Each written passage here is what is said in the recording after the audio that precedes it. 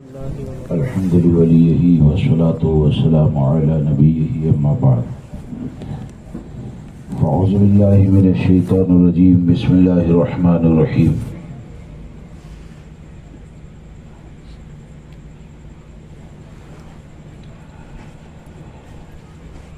يا أيها الذين آمنوا أطيعوا الله وأطيعوا الرسول وأولي الأمر منكم صدق الله العظيم۔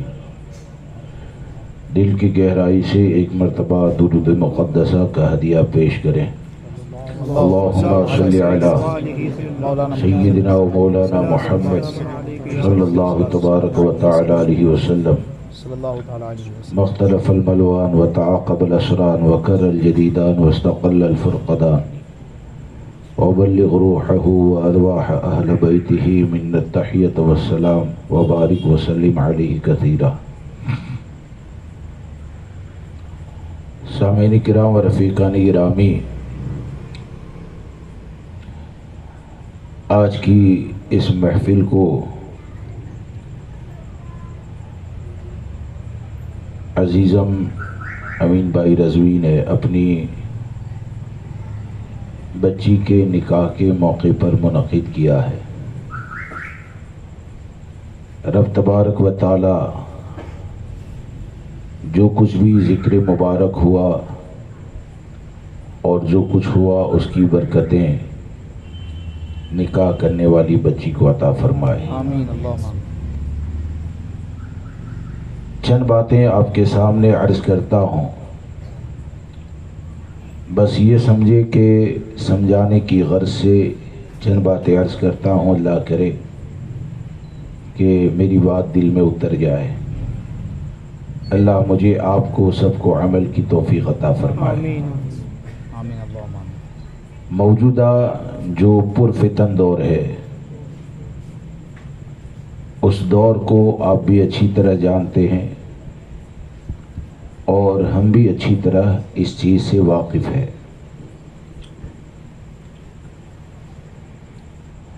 حقیقت یہ ہے کہ ہر آدمی کو تمام چیزوں سے پہلے اپنے دین، ایمان، عقیدے کی حفاظت کی فکر کرنی چاہیے، اور کسی کو ساتھ دینے سے پہلے، کسی کی ہاں میں ہاں ملانے سے پہلے، خاص کر کے جہاں پر عقیدے کی بات آئے وہاں پر بندے مومن کو یہ سوچنا چاہیے کہ معاذ اللہ رب العالمین کہیں ایسا نہ ہو کہ لوگ تو تم کو مسلمان سمجھتے رہیں لیکن یہ کہ تمہارا اسلام سے رشتہ ٹوٹ جائے۔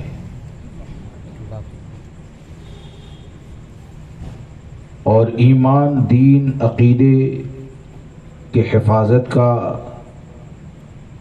سب سے آسان ذریعہ اور طریقہ یہ ہے کہ ایک حدیث پاک میں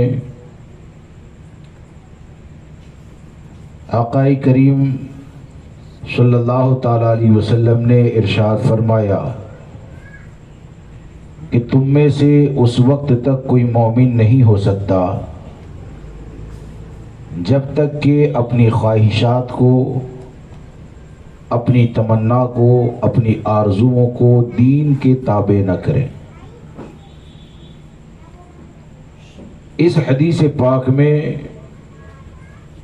نبی محترم صلی اللہ تعالی علیہ وسلم نے قیامت تک آنے والے غلاموں کو اس بات کا درس دیا کہ ایمان اور دین کی حفاظت کا بہترین ذریعہ یہ ہے کہ میرے دل میں جو بھی تمنا یا خواہش پیدا ہوتی ہے، آپ کے دل میں جو بھی تمنا اور خواہش پیدا ہوتی ہے، وہ تمام تمناؤں کا، خواہشات کا دین کے دائرے میں رہنا یہ ضروری ہے۔ آپ مختصر میں یہ کہہ سکتے ہیں کہ ہماری زندگی ایسی ہونی چاہیے کہ ہم کو، مثال کے طور پر میں کسی جگہ پر بیٹھا ہوں میں کسی جگہ پر بیٹھا ہوں، وہاں پر بیٹھنا مجھے اچھا لگا، لیکن یہ کہ جیسے ہی مجھے اس چیز کا علم ہو جائے کہ اس جگہ پر بیٹھنا یہ نبی اکرم صلی اللہ تعالی علیہ وسلم نے پسند نہیں فرمایا، یا یہ کہ ایسی جگہ پر بیٹھنے سے منع کیا ہے، تو ایمان کا تقاضا یہ ہے کہ میں اپنی خواہش کو چھوڑ دوں، فرمان مصطفیٰ پر عمل کر لوں۔ اور اسی کو حضور تاج الشریعہ نے ہم کو اس طور پر درس دیا کہ جو پیا کو بھائے اختر وہ سہانا راگ ہے، جو پیا کو بھائے اختر وہ سہانا راگ ہے، جس سے ناخوش ہو پیا وہ راگنی اچھی نہیں۔ یہ مختصر سا جو درس ہے نا، اس درس کے ذریعے ہم کو یہ بتایا گیا کہ تمہارے خاندان کا معاملہ ہو، شادی کا معاملہ ہو، نماز جنازہ میں شرکت کا معاملہ ہو، کسی کو دیکھ کر مسکرانے کا معاملہ ہو، کسی کو گلے لگانا ہے، کسی کو اپنے آپ سے دور کرنا ہے، کسی کے ساتھ کھانے بیٹھنا ہے، کسی کو دعوت نہیں دینی ہے، ان تمام چیزوں میں ایک بندہ مومن کی شان یہ ہونی چاہیے کہ وہ اپنی خواہشات کی پیروی نہ کریں، بلکہ وہ یہ دیکھیں کہ جو آقا کریم صلی اللہ تعالی علیہ وسلم کو پسند ہے اسی کے مطابق عمل کرنا ہے۔ جس کی طرف مسکرانے کے بعد امام الانبیاء راضی ہو جائے ہم اس کے سامنے مسکرائیں گے، جس کی طرف دیکھ کر چہرہ بگاڑنا ہے امام الانبیاء راضی ہو جائے ہم اس کے ساتھ چہرہ بگاڑیں گے، جس کو دعوت دینے سے اللہ رسول راضی ہو جائے تو ہمارا معاملہ یہ ہوگا کہ ہم اس کو اپنے دسترخوان پر لانے کی کوشش کریں گے، اور جس کے بارے میں ہمارے آقا فرما دے کہ اس کو اپنے دسترخوان سے دور کر دو تو یقین جانے ہم اپنے رشتے کو نہیں دیکھیں گے بلکہ ایسے لوگوں کو اپنے دسترخوان سے دور کر دیں گے۔ اور جب اس طور پر تمہاری زندگی کا معاملہ ہو جائے گا کہ تمام عمل میں اپنی خواہشات کی پیروی نہ کرتے ہوئے اگر شریعت کے پابند بن جاؤ گے تو انشاءاللہ جب دنیا سے جاؤ گے تو کوئی کچھ بھی کہے تم زیر کفن یہ کہو گے کہ لحد میں عشق رخے شہ کا داغ لے کے چلے، اندھیری رات سنی تھی چراغ لے کے چلے، تیرے غلاموں کا نقش قدم ہے راہ خدا، وہ کیا بہک سکے جو یہ سراغ لے کے چلے۔ خواہشات کو شریعت کے پابند کیسے کرنا ہے؟ ایک بات یاد آئی، اصل میں موضوع کی ابتدا کہیں اور سے کرنا چاہتا تھا اور یہ ابتدا کہیں اور سے ہو گئی۔ بہرکیف ایک بات آپ کے سامنے عرض کروں کہ خواہشات کو شریعت مطہرہ کا پابند کیسے ہونا چاہیے، تو ایک بات مجھے یاد آ گئی۔ آپ نے شاید سنا ہوگا کہ فاروق اعظم رضی اللہ تبارک و تعالیٰ کے پاس ایک مسافر آتا ہے، وہ بھوکا تھا، تو فاروق اعظم رضی اللہ تبارک و تعالیٰ نے اپنے گھر پہ اس کے لیے کھانے کا انتظام کیا۔ کیا کیا؟ اپنے گھر پہ آج یہ جو ڈبل پالیسی والے لوگ طرح طرح کی باتیں کرتے ہیں نا، ارے ایسے اخلاق تھوڑے ہونے چاہیے، دیوبندی وہابی کا بائیکاٹ تھوڑی ہونا چاہیے، فلاں تھوڑی ہونا چاہیے، یہ تھوڑی ہونا چاہیے۔ تو ہم یہ عرض کرنا چاہتے ہیں کہ صحابہ کرام کی جماعت نے اچھے اخلاق کی تعلیم یہ بارگاہ مصطفیٰ میں رہ کر حاصل کی ہے۔ اچھے اخلاق کی تعلیم یہ بارگاہ مصطفیٰ میں رہ کر حاصل کی ہے۔ اب آپ غور سے میری بات کو سماعت کریں کہ فاروق اعظم رضی اللہ تبارک و تعالیٰ کے پاس جب ایک صاحب آئے، انہوں نے بھوک کی شکایت کی، فاروق اعظم رضی اللہ تبارک و تعالیٰ اس کے لیے اپنے گھر پہ کھانے کا انتظام کرتے ہیں۔ تو کھانے کا انتظام کس نے کیا؟ فاروق اعظم نے۔ کس نے کیا؟ میں چند باتیں آپ کو سمجھانا چاہتا ہوں، اور اگر کسی کے سوال ہیں تو الحمدللہ بھاگنے والوں میں سے ہم نہیں ہیں، جس کو جواب چاہیے دینے کے لیے ہم تیار ہیں، لیکن یہ کہ دلائل سے بات ہو۔ میں صرف یہ عرض کرنا چاہتا ہوں کہ فاروق اعظم رضی اللہ تبارک و تعالیٰ نے وہ بھوکے کے لیے کھانے کا انتظام کیا۔ کس نے انتظام کیا؟ فاروق اعظم نے۔ یہ فاروق اعظم رضی اللہ تبارک و تعالیٰ کون ہے کہ جن کے بارے میں ہمارے آقا نے فرمایا ان اللہ وضع الحق علی لسان عمر وقلبہ، کہ اللہ تبارک و تعالیٰ نے عمر کی زبان اور دل کے اوپر حق کو جاری فرما دیا۔ وہ فاروق اعظم کھانے کا انتظام کرتے ہیں، کھانا لگ گیا، دسترخوان تیار ہے، اور وہ جیسے ہی کھانے کے لیے جا رہا ہے تو کھانے سے پہلے اس کی زبان سے کوئی گمراہیت کا جملہ نکلا، بد مذہبی کا جملہ نکلا، اور جیسے ہی اس کی زبان سے گمراہیت اور بد مذہبی کا جملہ نکلا تو فاروق اعظم رضی اللہ تبارک و تعالیٰ نے حکم دیا کہ اب یہ کھانے کا حقدار یہ نہیں ہے، دسترخوان اس کے سامنے سے اٹھا لیا جائے۔ یہ کھانے کا حقدار نہیں ہے، دسترخوان اس کے سامنے سے اٹھا لیا جائے۔ تو پہلے ایک بھوکے کے لیے کھانے کا انتظام کیا جاتا ہے، اور بھوکا جب کھانے کے دسترخوان کے اوپر بیٹھ جاتا ہے تو بغیر کھلائے اس کو اٹھا دیا جاتا ہے۔ تو آج جو لوگ طرح طرح کی باتیں کرتے ہیں تو ان سے میرا سوال یہ ہے کہ جس شخص کے لیے فاروق اعظم نے دسترخوان کو بچھایا، اسی شخص کو بغیر کھلائے دسترخوان سے کیوں اٹھا دیا جاتا ہے؟ تو آپ کو اس چیز سے یہ سمجھ میں آئے گا کہ فاروق اعظم نے پہلے جو دسترخوان بھوکے کے لیے لگایا تھا وہ بھی اللہ کی رضا کے لیے، اب جو دسترخوان کو اٹھا دیا گیا وہ بھی اللہ کی رضا کے لیے۔ اور ایسے لوگوں کے بارے میں ہمارے آقا نے ارشاد فرمایا من احب للہ واعطى للہ ومنع للہ، من احب للہ واغبض للہ واعطى للہ ومنع للہ فقد استکمل الایمان، کہ جو اللہ کے لیے کسی کو سے محبت کرتا ہے، جو اللہ کے لیے کسی سے دشمنی کرتا ہے، جو اللہ کے لیے کسی کو دیتا ہے، اور جو اللہ کے لیے کسی کو دینے سے اپنے آپ کو روک لیتا ہے، تو ہمارے نبی فرماتے ہیں وہ مومن کامل ہوتا ہے، اس کا ایمان یہ کامل ہوتا ہے۔ تو فاروق اعظم نے قیامت تک تعلقات جوڑنے اور توڑنے کے بارے میں ہم غلاموں کو یہ تعلیم عطا فرمائی کہ دسترخوان بچھانا، کسی کو کھلانا یقیناً یہ اللہ کی رضا کا ذریعہ ہے، لیکن اس بات کو یاد رکھ کے چلنا کہ کھانے کا جو لقمہ جس کے حلق کے نیچے جاتا ہے اس کے دل میں عشق مصطفیٰ کا ہونا ضروری ہوتا ہے۔ کھانے کا جو لقمہ اس کے حلق کے نیچے جائے اس کا مومن ہونا ضروری ہوتا ہے۔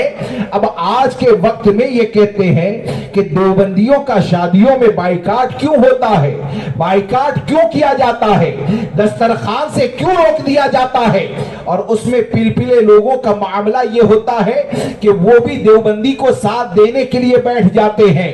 کم سے کم میری اس بات کو یاد رکھ کر چلے، وہ اپنے ایمان کا جائزہ لے، اپنے دین کی حفاظت کی فکر کرے کہ جب تیرے باپ کو اگر کوئی گالی دیتا ہے تو اسے اپنے دسترخوان پر بٹھانا پسند نہیں کرتا ہے، تو جو امام الانبیاء کے علم کو جانوروں کے برابر کہے، کیا ایسے بدبخت ہمارے دسترخوان کے اوپر جمع ہو سکتے ہیں؟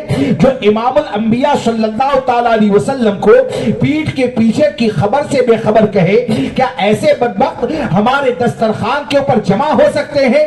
یقین جانے جن شادیوں کے اندر دیوبندی وہابی کی شرکت ہوا کرتی ہے نا، تو یقیناً یہ ایسی نحوست کا ذریعہ ہوتی ہے کہ آنے والی نسلوں کے لیے بھی تباہی اور بربادی کا ذریعہ ہوا کرتی ہے۔ اس لیے ہم کو تو یہی کرنا چاہیے کہ چاہے شادی ہو، چاہے میت ہو، چاہے خوشی کا معاملہ ہو، چاہے غم کا معاملہ ہو، ہر چیز کے اندر ہم کو امام اہل سنت کے اسی شعر پر عمل کرنا چاہیے کہ انہیں جانا، انہیں مانا، نہ رکھا غیر سے کام، للہ الحمد میں دنیا سے مسلمان گیا۔ اس لیے دوستو پہلی چیز تو یہ کہ متسلب سنی بن کر رہے، اور یہ جو کہا جاتا ہے نا کہ لکھنے والوں نے یا یہ کہ شادی کی دعوت نہیں دی جائے گی تو بولے کہ انسانیت کے خلاف کام کیا، ارے جانے انسانیت اگر کوئی ہے تو وہ ہمارے آقا کی ذات ہے۔ انسانیت کے خلاف، ارے انسان اسی کو کہا جاتا ہے جو غلام مصطفیٰ ہوتا ہے، انسان اسی کو کہا جاتا ہے جو غلام مصطفیٰ ہوتا ہے۔ اور یہ کہتے ہیں کہ بھائی لوگوں کو تکلیف ہوتی ہے تو بائیکاٹ کس کا ہوا؟ گستاخ رسول کا ہوا، بائیکاٹ گستاخ رسول کا ہوا، اور اس کی تکلیف کا تجھے احساس ہے۔ یعنی کتنے بڑے افسوس کی بات ہے کہ سنیت کا دعویٰ، سنیت کی بات، امام اہل سنت کی بات، عشق رسول کی بات، مزارات کے اوپر حاضری دینا، اور معاملہ کیا ہوتا ہے؟ بولے کہ گستاخ رسول کا بائیکاٹ ہوا تو بولے کہ ہم کو تکلیف ہوئی کہ میرے رشتہ دار کا بائیکاٹ کیا گیا۔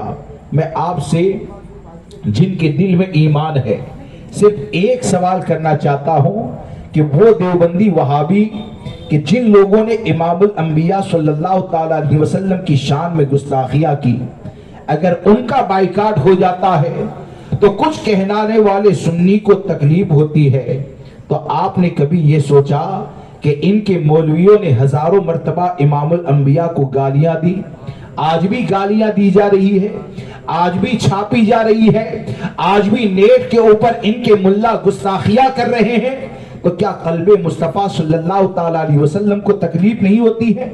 یعنی تم نے یہ نہیں دیکھا کہ ان کی عبارتوں کی بنیاد پر، ان کی کفر کی بنیاد پر، ان کی گستاخیوں کی بنیاد پر امام الانبیاء صلی اللہ تعالیٰ علیہ وسلم کے دل کو تکلیف ہوتی ہے، تو تم نے دیوبندی کو راضی کرنے کے بارے میں سوچا۔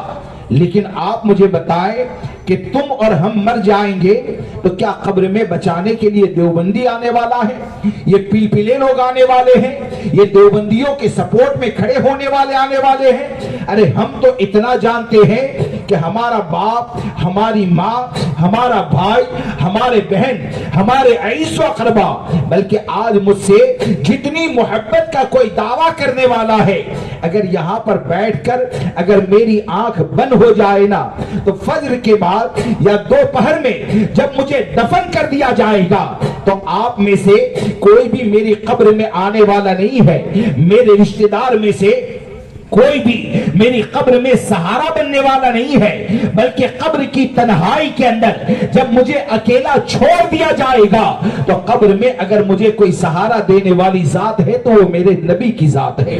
میدان محشر میں جب اٹھائے جائیں گے تو تم ساتھ دینے والے نہیں ہو، اگر پیاس لگے گی تو حوض کوثر پر جام پلانے والے یہ میرے نبی کی ذات ہے۔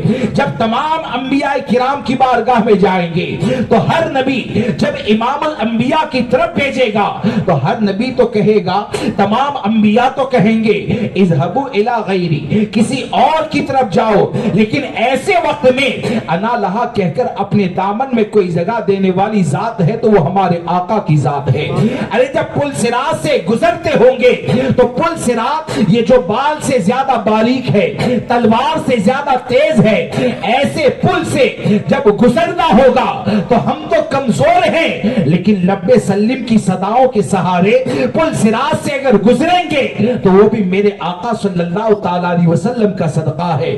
اب آپ سوچیں کہ دنیا میں سانس لے تو نبی کے صدقے میں سانس لے، ہمارے بچوں کا رشتہ ہو تو نبی کے صدقے میں رشتہ ہو، ہم کو اللہ نے زندگی دی ہے تو نبی کے صدقے میں زندگی دی ہے، قبر میں جائے تو وہی نبی سہارا، میدان محشر میں اٹھے تو وہی نبی سہارا، तुम्हारा जन्नत में दाखिल हो, तो उन्हीं की शफाअत से जब जन्नत में दाखिल होंगे तो आप मुझे बताएं कि हमको लोगों को राजी करना चाहिए या नबी को राजी करना चाहिए। और इसी को मसलके इमाम अहमद रजा कहा जाता है कि इमाम अहमद रजा ने हमको यही हमें हमेशा यही दर्स दिया कि जो न भूला हम गरीबों को रजा, जो न भूला हम गरीबों को रजा, याद उसकी अपनी आदत कीजिए। और तुम्हारा कोई कितना भी ज्यादा करीबी होता है, हुजूर ताजुश्शरिया ने हमको यही दर्स दिया कि नबी से जो हो बेगाना उसे दिल से जुदा कर दे, पिदर मादर बिरादर मालो जा सब उन पर फिदा कर दे। इसलिए दोस्तों, आज लोग ये कहते हैं कि शादियों में या बिरादरी की बुनियाद पर या इलाके की बुनियाद पर दावत तो होनी चाहिए, उसके बगैर काम कैसे चलेगा। इस बात को याद रखकर चले कि आपकी बिरादरी का मामला हो, मेरी बिरादरी का मामला हो, आपके इलाके का मामला हो, मेरे इलाके का मामला हो, हर जगह पर हमको अल्लाह रसूल अज़्ज़ व जल व सल्लल्लाहु ताला अलैहि वसल्लम की रजा का ख्याल रखना है। हमको ये सोचना है। आज लोग असल में क्या सोचते हैं, लोगों की सोच क्या बन गई। बात आ गई तो खत्म करके, यानी खत्म तो नहीं हो सकती, बहुत लंबी गुफ्तगू है, 2-3 बातें अर्ज करके असल मौजू की तरफ आता हूं कि असल में बात यह है कि आज जो लोगों ने सोच बना ली है ना, कि मिसाल के तौर पर भाई शादी में वीडियो करवाना है, तो कहा जाए कि भाई वीडियो क्यों करवाते हैं, तो कहते हैं कि बहनें, लड़के की बहनें नहीं मानती है इसलिए वीडियो करवाते हैं। तो किसको राजी करने के लिए वीडियो करवाया? बहन को राजी करने के लिए वीडियो करवाया। किसी जगह पर अगर डीजे होता है, गाना बाजा होता है, तो कहते हैं कि भाई ये गाना बाजा क्यों होता है, बोले कि फूफी मानती नहीं है, कहती है कि अगर ये नहीं हुआ तो हम शादी में नहीं आएंगे, तो फूफी को राजी करने के लिए गाना बाजा रख दिया।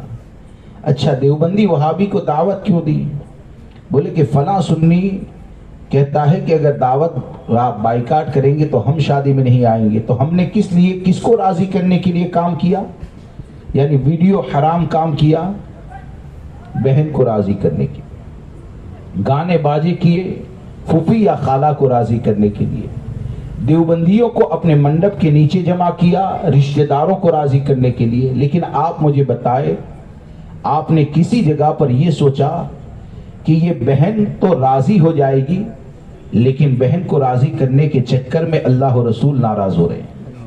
कभी क्या आपने ये सोचा कि आपकी खाला, फूफी, रिश्तेदार ये तो राजी हो जाएंगे, लेकिन इनको राजी करने के चक्कर में अल्लाह और रसूल नाराज हो जाएंगे? तो आप जरा सोचें कि लोगों को राजी करने के लिए आपने अल्लाह को नाराज कर लिया, लोगों को राजी करने के लिए आपने इमामुल अंबिया सल्लल्लाहु ताला अलैहि वसल्लम के कानून को तोड़ दिया। तो आप मुझे बताएं कि जब आदमी गुनाह करेगा तो मैदान महशर में हिसाब तो देना है, तो बहन को खुश करने के लिए तुमने वीडियो शूटिंग का इंतजाम कर लिया, रिश्तेदारों को राजी करने के लिए तुमने देवबंदियों को शादी में जमा कर लिया।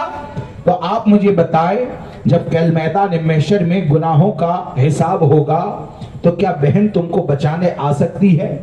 क्या फूफी या खाला बचाने के लिए आ सकती है? इसलिए मुख्तसर में हमारी जिंदगी का उसूल ये होना चाहिए और हमारा मामला ये होना चाहिए कि दुनिया वालों को राजी करने के लिए अल्लाह तबारक व ताला ने ये जिंदगी नहीं अता फरमाई है, बल्कि ये जिंदगी का मकसद ये है कि हमारा रब हमसे राजी हो जाए। ये जिंदगी का मकसद ये है कि आका करीम सल्लल्लाहु ताला अलैहि वसल्लम हमसे राजी हो जाए। अगर अल्लाह रसूल राजी हो जाए ना, तो कसम खुदा की, अगर दुनिया में तुम तन्हा भी हो गए ना, तो लोग तुमको दुनिया में तो कमजोर कहेंगे, लेकिन इंशाअल्लाह अकेले होकर भी मैदान महशर में कामयाब तुम ही हो जाओगे। और अगर अल्लाह रसूल को नाराज कर लिया तो यहां पर हजारों लोग تمہاری طاقت بن جائے، یہاں پر تو طاقت کے بلبوتے پر کہو گے کہ ہم یہ نہیں ہونے دیں گے، ہم وہ نہیں ہونے دیں گے، لیکن اللہ کی بارگاہ میں سب کو جواب دینا ہے۔ لہذا دوستو شریعت مطہرہ کے مطابق عمل کریں۔ اور یہ جو لوگ کہتے ہیں نا کہ بھائی بائیکاٹ کیوں کیا جاتا ہے، تو آپ مجھے بتائیں، ایک بات عرض کر دوں، اور چاہے موافق ہو چاہے مخالف ہو، سب کے لیے میرا یہ جواب ہے کہ قرآن کی تلاوت دیوبندی بھی بہت کرتے ہیں نا، بار بار قرآن کی بات کرتے ہیں، ہاں قرآن کی بات کریں گے، حدیث کی بات کریں گے، تو جو کہتے ہیں نا بائیکاٹ کیوں کرتے ہیں، تو ان کو قرآن کی ایک آیت میں پیش کرتا ہوں کہ قرآن کو ماننا یہ تو لازم ہے نا۔ قرآن کی کسی آیت کا کوئی انکار کرے وہ مسلمان رہ سکتا ہے؟ ارے بولیے، آدھی آیت کا انکار کرے مسلمان رہ سکتا ہے؟ نہیں رہ سکتا۔ اب آج کے جو کہتے ہیں کہ بھائی بائیکاٹ کیوں ہوتا ہے، تو دیکھیے اللہ تبارک و تعالیٰ نے قرآن میں کیا فرمایا، فَلَا وَرَبِّكَ لَا يُؤْمِنُونَ حَتَّى يُحَكِّمُوكَ فِي مَا شَجَرَ بَيْنَهُمْ۔ اے محبوب تمہارے رب کی قسم، وہ اس وقت تک مومن نہیں ہو سکتا جب تک کہ اپنے آپسی اختلاف میں آپ کو حاکم نہ بنا لے۔ یہ کس نے کہا؟ یہ قرآن نے کہا۔ کس نے کہا؟ ارے بولیے، قرآن نے کہا۔ اب ہمارے رب کا اعلان کیا ہے کہ نبی آخر الزمان صلی اللہ تعالی علیہ وسلم یہ حاکم ہے۔ کون ہے؟ یہ حاکم ہے۔ اور تمہارے آپس کے اختلاف جتنے بھی ہو، ہمارے آپس کے اختلاف جتنے بھی ہو، تمام اختلاف کا آسان حل یہ ہے کہ اپنے اختلاف کو امام الانبیاء کی بارگاہ میں پیش کریں، اور ہمارے نبی جو فیصلہ فرما دے اس فیصلے کے مطابق عمل کیا جائے، اس فیصلے کے مطابق عمل کیا جائے۔ اب آپ مجھے بتائیں کہ جب اللہ تبارک و تعالیٰ نے نبی آخر الزمان صلی اللہ تعالیٰ علیہ وسلم کے حاکم ہونے کا اعلان فرما دیا، اور ایمان کے لیے شرط یہ رکھی کہ مومن وہ ہوگا جو نبی آخر الزمان صلی اللہ تعالیٰ علیہ وسلم کو اختلاف میں حاکم بنائے، تو آئیے ہم امام الانبیاء کی بارگاہ میں ہی عرض کرتے ہیں کہ یا رسول اللہ علیہ الصلوۃ والسلام، جو بد مذہب ہوتا ہے یا جو آپ کی شان میں گستاخی کرنے والا ہوتا ہے، اسے دیکھ کر راضی ہونا چاہیے یا نہیں ہونا چاہیے؟ تو ہمارے آقا نے ارشاد فرما دیا، یعنی حاکم نے پہلے ہی فیصلہ کر دیا کہ اذا رأیتم صاحب بدعہ فاقفہروا فی وجہہ فإن اللہ یبغض کل مبتدع، کہ جب تم کسی بد مذہب کو دیکھو تو اپنے چہرے کو بگاڑو۔ کیوں؟ کہ اللہ تبارک و تعالی ہر بد مذہب کو دشمن رکھتا ہے۔ اب ہمارے نبی تو یہ کہے کہ بد مذہب کو دیکھ کر چہرہ بگاڑنا ہے، اور کوئی پلپلا کھڑے ہو کر یہ کہے کہ یہ نئی نئی باتیں کہاں سے نکال رہے؟ ارے بھائی نئی باتیں نہیں ہے، تو یہ سمجھ کہ تو جاہل رہ گیا، یہ نئی بات نہیں ہے، یہ تو پہلے سے ہی ہمارے آقا نے تعلیم عطا فرمائی ہے۔ تو اب جب دیکھ کر چہرہ بگاڑنا ہے تو آپ مجھے بتائیں کہ کوئی دیوبندی کو دعوت دے گا تو وہ آئے گا تو مسکرائے گا یا چہرے کو بگاڑے گا؟ اس کے لیے دسترخوان کا انتظام کیا جائے گا یا کیا کیا جائے گا؟ تو یقیناً جب وہ آئے گا اور مسکرائے گا تو یقیناً بد مذہب کو دیکھ کر مسکرانا یہ بد مذہب کو تو راضی کر لے گا۔ بد مذہب کو دیکھ کر مسکرانا ہو سکتا ہے کہ تیرے خاندان والے راضی ہو جائے، لیکن اس بات کو یاد رکھے چلنا کہ تو اگر اندھیرے میں جا کر بھی دیوبندی وہابی سے مسکرا کر بات کرتا ہے نا، تو کوئی جانے یا نہ جانے اللہ کی عطا سے ہمارے آقا ضرور جانتے ہیں۔ تو نے اندھیرے میں جا کر بھی اگر ان کو گلے لگایا تو کوئی جانے یا نہ جانے، لیکن اللہ نے جب ہمارے آقا کو حاکم بنایا ہے وہ حاکم ضرور جانتے ہیں، اور ان حاکم کی ضرورت ہم کو دنیا میں بھی ہے، قبر میں بھی ہے، میدان محشر میں بھی ہے، جنت میں داخلے کے لیے بھی ہے، گناہ معاف کروانے کے لیے بھی ہے۔ جب ہر سانس میں ہم آقا کریم صلی اللہ تعالیٰ علیہ وسلم کے محتاج ہیں تو ہم کو یہ چاہیے کہ ہم اپنی زندگی کو امام الانبیاء صلی اللہ تعالیٰ علیہ وسلم کی تعلیمات کے مطابق گزاریں گے نا انشاءاللہ؟ بولیے گزاریں گے۔ دیوبندی کو شادی میں دعوت دینی چاہیے کہ نہیں دینی چاہیے؟ نہیں دینی چاہیے نا۔ اور جو دعوت نہ دینے کا اعلان کرے تو اسے پریشان کرنا چاہیے یا سپورٹ کرنا چاہیے؟ سپورٹ کرنا چاہیے نا۔ کیوں؟ وہ کام کرنے جا رہا ہے کہ جس کی تحریر کی بنیاد پر رب راضی ہوتا ہے، مصطفیٰ کریم راضی ہوتے ہیں، اور یہ ایسا عمل ہے کہ جس کی بنیاد پر اس کو دیکھ کر آنے والے وقت میں جو بھی یہ عمل کرے گا اللہ تبارک و تعالیٰ اس کا بھی اجر و ثواب یہ کرنے والے کو عطا فرمائے گا۔ اس لیے دوستو، اور رہا یہ کہ دنیا والے تو کیا کہتے ہیں یار، دنیا والے تو بہت کچھ کہتے بھی ہیں، بہت کچھ کرتے بھی ہیں، اور یہ تو قرب قیامت ہے۔ یہ کیا ہے؟ قرب قیامت ہے۔ تو قرب قیامت ہے تو پریشانیاں برداشت تو کرنی ہے۔ دنیا والے کچھ بھی کہیں، یہ یقینی بات ہے کہ اگر متسلب سنی بن کر رہیں، اگر بد مذہبوں کی صحبت سے بچے اور سچے غلام مصطفیٰ بن گئے نا، تو دنیا میں اگرچہ تم اکیلے ہو جاؤ، دنیا والے چاہے کچھ بھی کہیں، 2.5 گز زمین کے اندر چلے جاؤ گے نا تو انشاءاللہ ایمان کے ساتھ 2.5 گز زمین کے اندر گئے تو اگر جھونپڑے میں مر کر بھی جاؤ گے تو انشاءاللہ قبر میں وہ سکون دیا جائے گا جو کسی محل میں نہیں پایا جاتا ہے، دنیا کے کسی کونے میں نہیں پایا جاتا ہے۔ کیوں؟ کہ جب قبر میں ایمان کے ساتھ جاؤ گے تو اس 2.5 گز زمین کو تمہارے لیے جنت کے باغوں میں سے ایک باغ بنا دیا جائے گا، اس قبر کو تمہارے لیے تا حد نگاہ کشادہ کر دیا جائے گا۔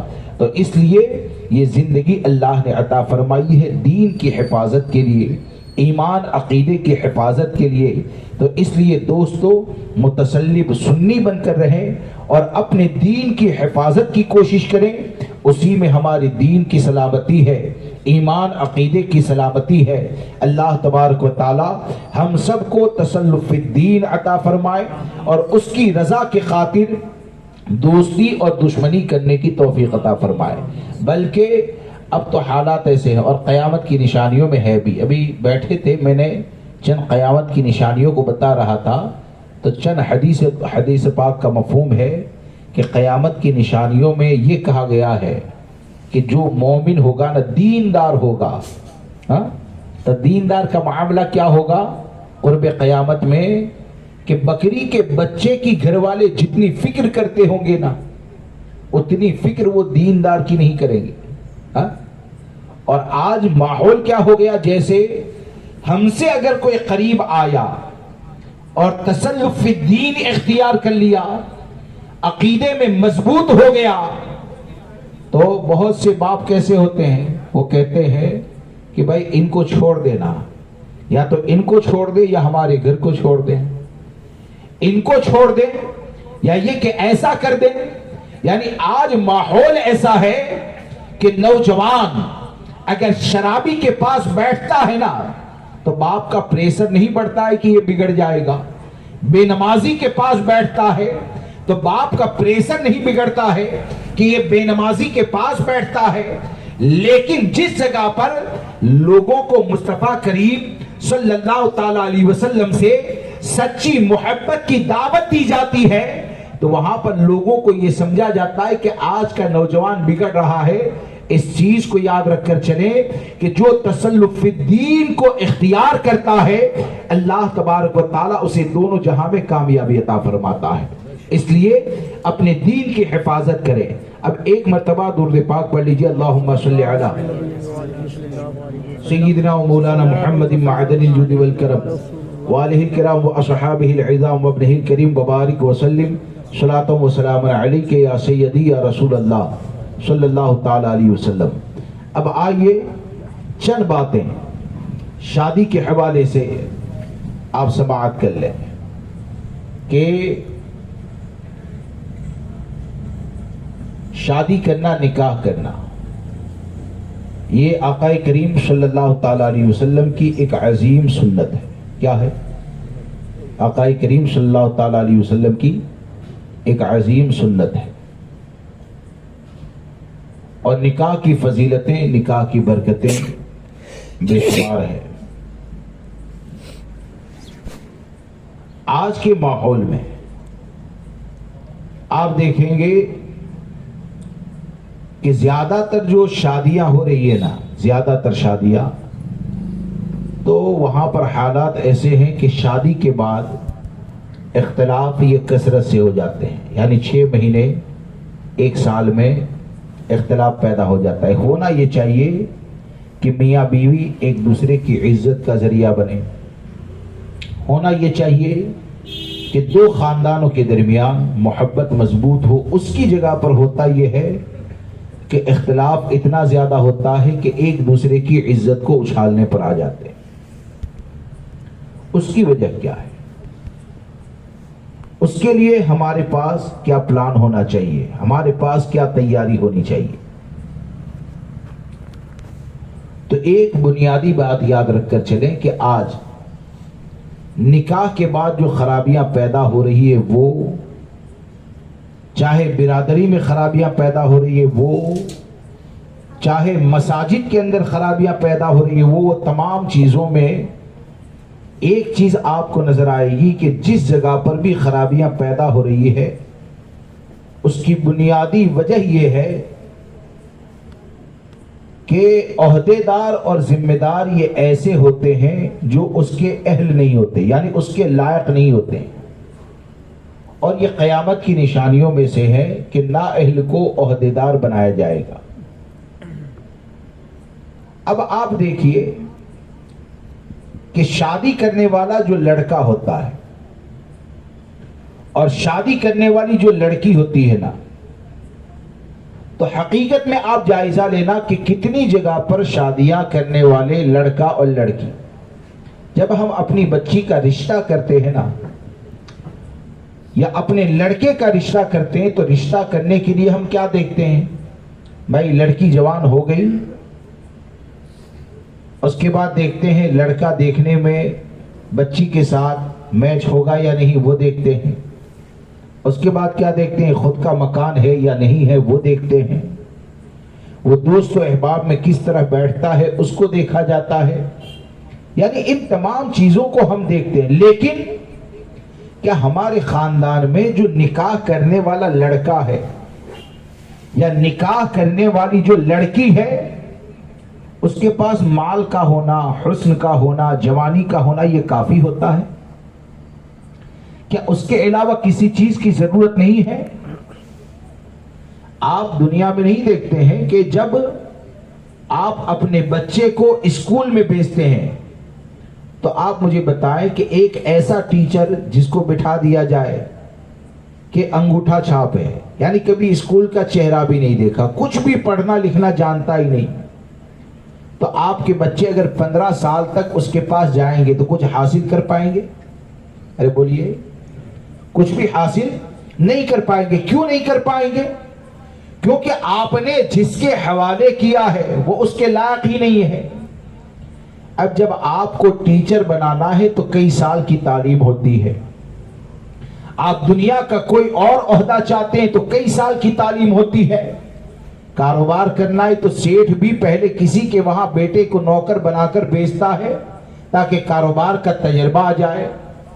تو آپ ذرا سوچیں کہ جو بچہ یا جو بچی نکاح کرنے کے لیے جا رہے ہیں کہ شادی کے بعد اگر 1 سال 2 سال 5 سال میں لڑکے کو باپ کہا جانے لگے گا، تمہاری بچی کو جب ماں کہہ کر بلایا جائے گا، تو آپ نے کبھی اس بات پر غور کیا کہ باپ کی فضیلت تو اتنی زیادہ کہ ہمارے آقا صلی اللہ تعالیٰ علیہ وسلم نے ایک مقام کے اوپر ارشاد فرمایا، الوالد اوسط ابواب الجنہ فإن شئت فحافظ علی الباب اوزیہ، کہ باپ یہ جنت کے بیچ کا دروازہ ہے۔ جب باپ کو जन्नत के बीच का दरवाजा कहा गया? जब माँ के बारे में ये कहा गया कि अल जन्नतो तहता क़दामिल उम्महात, कि जन्नत ये माँ के कदमों तले हुआ करती है, तो जब आप स्कूल की तालीम बच्चों को दिलवाते हैं तो जिसके पास वो तालीम हासिल करने के लिए जाएगा उसके पास कुछ होना जरूरी है। तो जिस लड़के को 1 साल या चंद साल के बाद फजीलत में यह है कि वो औलाद के लिए जन्नत के बीच का दरवाजा है, और वो बच्ची जो आज तक आपकी लड़की है, कल जब माँ कहा जाने लगेगा तो उसकी फजीलत ये हो जाएगी कि उसके कदमों के नीचे उसके बच्चों के लिए जन्नत है। तो क्या माँ को अपनी जिम्मेदारी के बारे में एहसास नहीं होना चाहिए? क्या बाप को अपनी जिम्मेदारी के बारे में एहसास नहीं होना चाहिए? और ये जिम्मेदारी का एहसास लड़का और लड़की जब जवान होते हैं ना, तो निकाह का मकसद क्या है, ये एहसास अगर उसके दिल के अंदर पैदा होता है तो यकीन जाने ये एहसास पैदा होने वाले नौजवान जो जोड़े होते हैं उनसे जो नस्लें आगे बढ़ती है वो नस्लें दीन की हिफाजत का जरिया होती है। और अगर ये एहसास ही न रहे या इस एहसास को अगर खत्म कर दिया जाए तो मामला क्या होगा कि लड़का अगर बाप बन गया, लड़के की पैदाइश हो गई, तो पैदाइश होगी तो क्या होगा, खुशी का इजहार कैसे करेगा?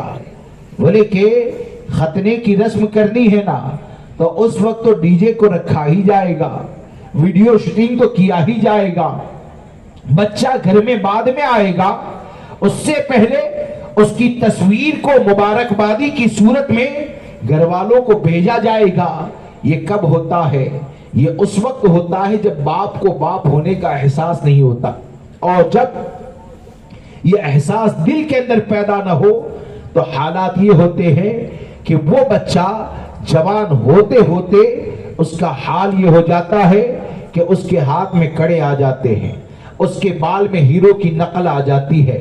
वो ऐसा हो जाता है कि जब जवानी की दहलीज पर कदम रखता है और ख्वाहिशात जब कंट्रोल में नहीं होती है तो वो यूट्यूब का शिकार हो जाता है, वो छेड़खानी करने वाले मामलात में हो जाता है। ये इस वजह से होता है कि माँ बाप को अपनी जिम्मेदारियों का एहसास ही नहीं है। इसलिए दोस्तों, इस बात को याद रखकर चले कि निकाह ये एक अजीम मकसद है, और वो अजीम मकसद क्या है कि निकाह के जरिए जो औलाद पैदा होगी ना, तो उस औलाद को ऐसी बनाए कि उम्मते मुहम्मदी सल्लल्लाहु ताला अलैहि वसल्लम में नेक लोगों का इजाफा हो। अगर लड़कियां पैदा हो जाए तो कनीज़े फातिमा का इजाफा हो, अगर लड़का पैदा हो जाए तो इमाम हुसैन का सच्चा गुलाम हो, तो यकीन जाने ये औलाद वो होगी कि कल मैदान महशर में इमामुल अंबिया तुम्हारी औलाद पर फख्र करेंगे और उसके सदक़े में अल्लाह तुम्हें जन्नत की नेमत अता फरमाएगा। तो इसलिए अपने मकसद को अच्छा रखें, निकाह के मकसद को समझे। आज हम दूसरों से क्या शिकायत करें? आज हम दूसरों से क्या शिकायत करें? आज हमारा दीन से दूरी का मामला, जहालत ये इतनी ज्यादा पैदा हो गई कि मकसद ही को जैसे खत्म कर दिया गया, मकसद ही को जैसे खत्म कर दिया गया। आज ये कहते हैं कि शरीयत मुतहरा पर पाबंदी लगाई जा रही है। आज हमारी शिकायत ये है कि इस्लामी कानून पर अमल करते हैं तो उसके बारे में पाबंदी लगाई जा रही है। लेकिन आप खुद ये तो सोचें कि शरीयत पर अमल करने का जज्बा आपके दिल के अंदर कितना पाया जाता है।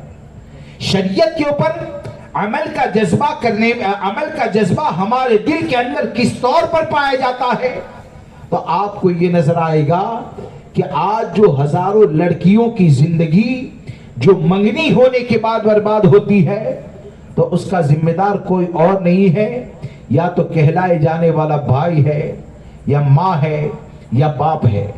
उसकी एक वजह क्या है कि आप तकरीबन ये बुराई आम होती जा रही है।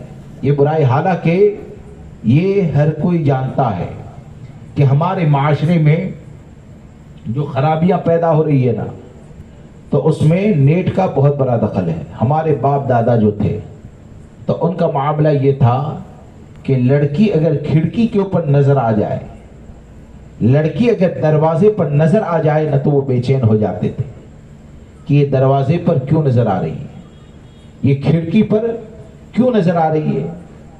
لیکن آج تو حال یہ ہے کہ لڑکیوں کے ہاتھ میں ایسا کھلونا موبائل کی صورت میں دے دیا گیا کہ کھڑکی کیا 7 دروازے میں بھی اگر لڑکیوں کو یا لڑکوں کو بند کر دیا جائے اور رضائی اوڑھ کر اگر سو جاتے ہیں نا، تو جو چاہے وہ کر سکتے ہیں. یعنی باپ یہ سمجھتا ہے بچہ یا بچی یہ رضائی اوڑھ کر سو گئے ہیں، لیکن ہوتا یہ ہے کہ دنیا میں غیر مردوں کے ساتھ نیٹ کے ذریعے کانٹیکٹ ہوتا ہے. کئی جگہ پر ہوتا یہ ہے کہ معاذ اللہ رب العالمین گندی گندی تصویریں خود کی دوسروں تک پہنچائی جاتی ہے، بعد میں وہی خون کا ذریعہ ہوتی ہے، وہی فساد، وہی تباہی اور بربادی کا ذریعہ ہوتی ہے.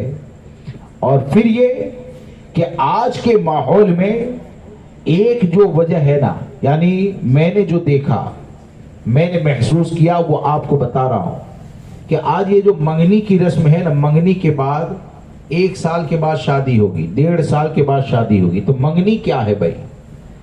منگنی کی شرعی حیثیت کیا ہے؟ منگنی کے ذریعے وہ لڑکی تمہاری کیا ہو جاتی؟ منگنی کے ذریعے وہ بیوی نہیں بنتی ہے. منگنی کرنے سے وہ بیوی نہیں بنتی ہے، بیوی بنتی ہے نکاح کے ذریعے. کس کے ذریعے؟ بیوی بنتی ہے نکاح کے ذریعے. اور جب تک نکاح نہ ہو وہ تمہارے لیے ایسے ہی حکم رکھتی ہے جیسے پہلے تھی، یعنی اجنبیہ ہوتی ہے. لیکن اب ماحول ایسا ہے، حالانکہ ہزاروں ٹھوکریں لگ چکی ہے پھر بھی سدھرتے نہیں.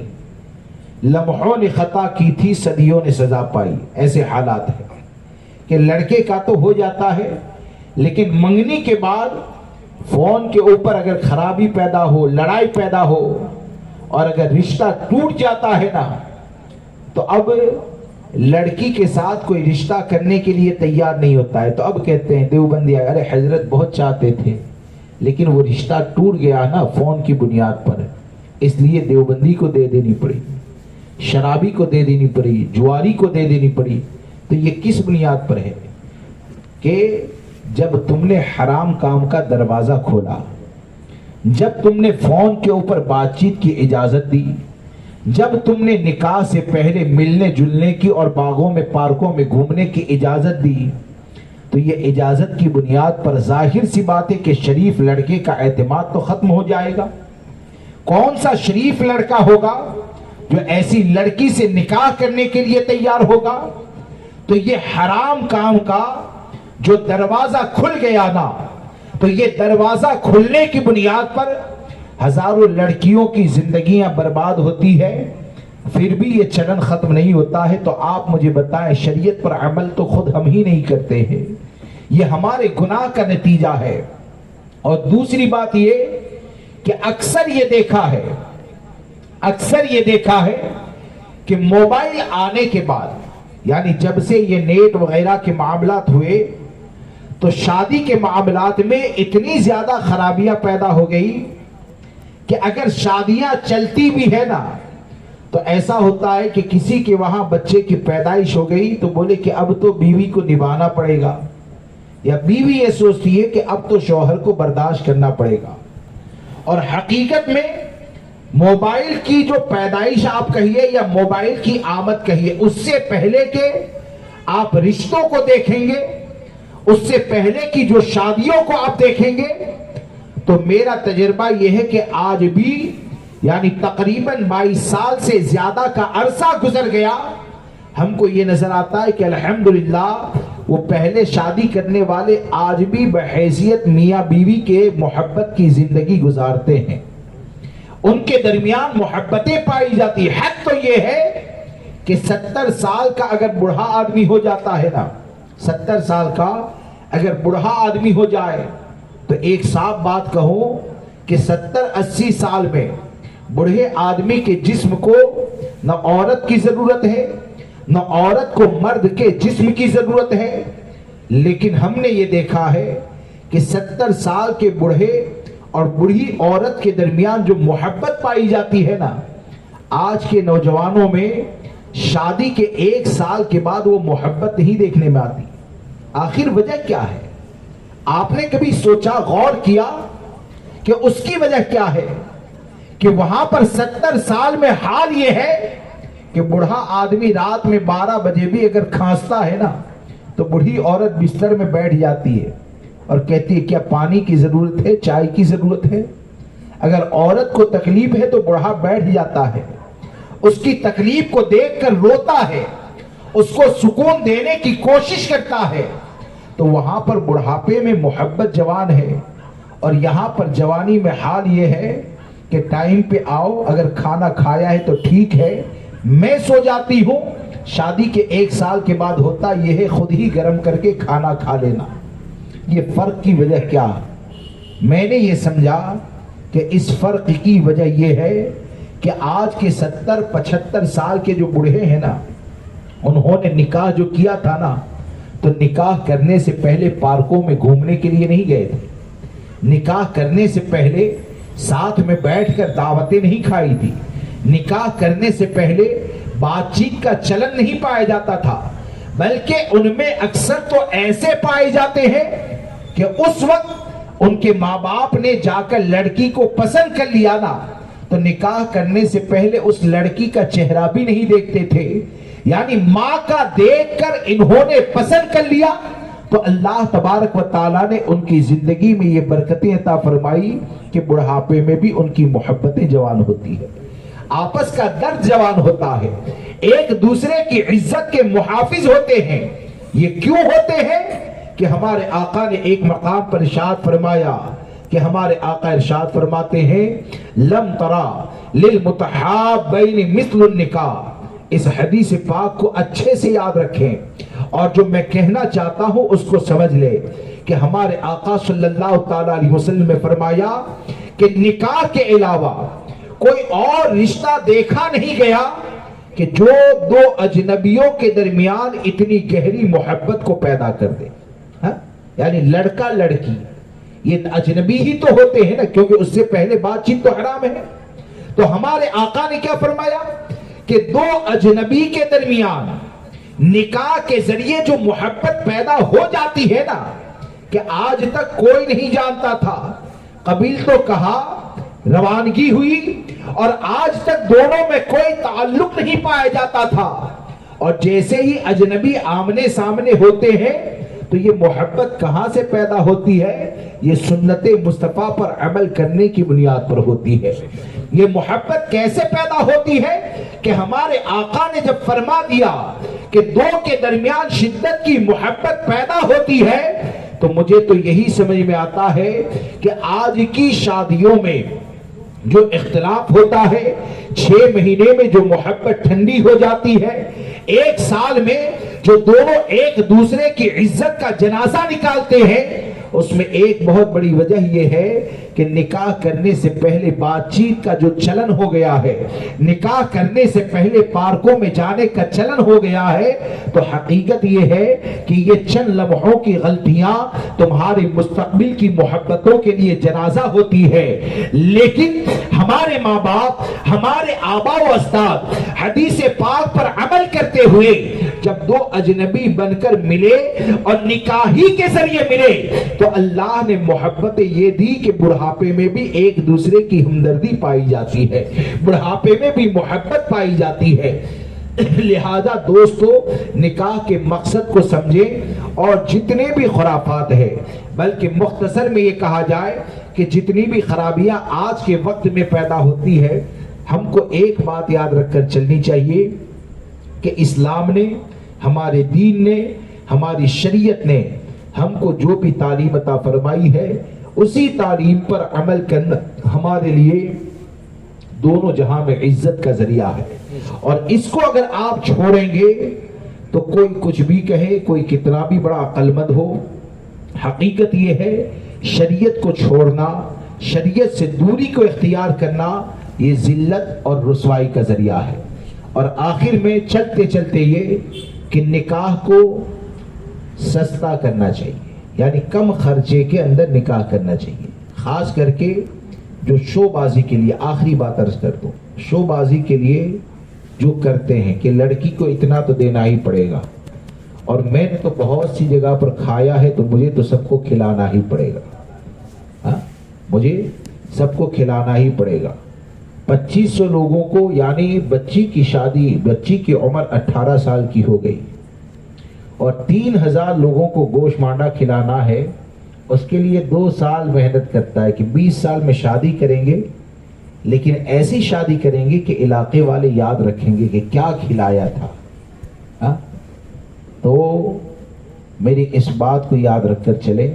اللہ ہماری نسلوں کی حفاظت فرمائے، میرے بچوں کی، آپ کے بچوں کی، سب کی حفاظت فرمائے، کہ یہ جو 2 سال میں اچھا کھلانے کی جو تمہاری تمنا ہے، شہر میں نام اور شہرت کی جو تمہاری تمنا ہے، اس 2 سال میں اگر معاذ اللہ لڑکے نے یا لڑکی نے اگر حرام کام کر لیا تو کیا یہ گوشت مانڈا کھانے والے میدان محشر میں بچانے آئیں گے؟ 2500 لوگ بچانے کے لیے آئیں گے؟